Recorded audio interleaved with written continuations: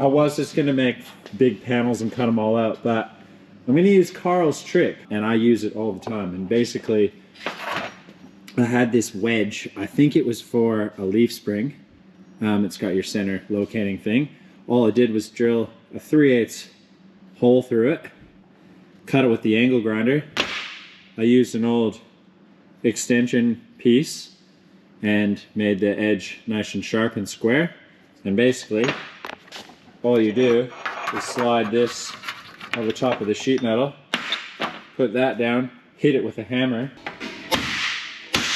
and then you are left with these nice pieces. And then that goes in, nice flush mounted and welded in.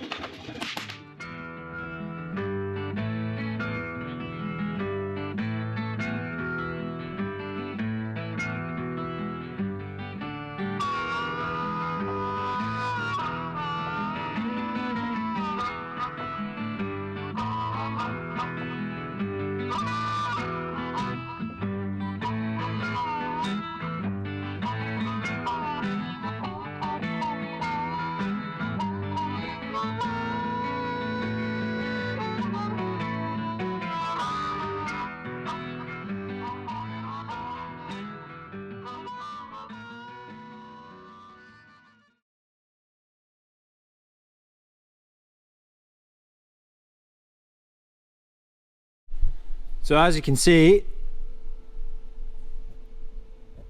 it makes a really easy job of filling a hole. Like you can literally almost just fuse them. I just have the filler there just in case. Usually use a fair bit of it, but works really well. You ground these, flush, sand them, gone.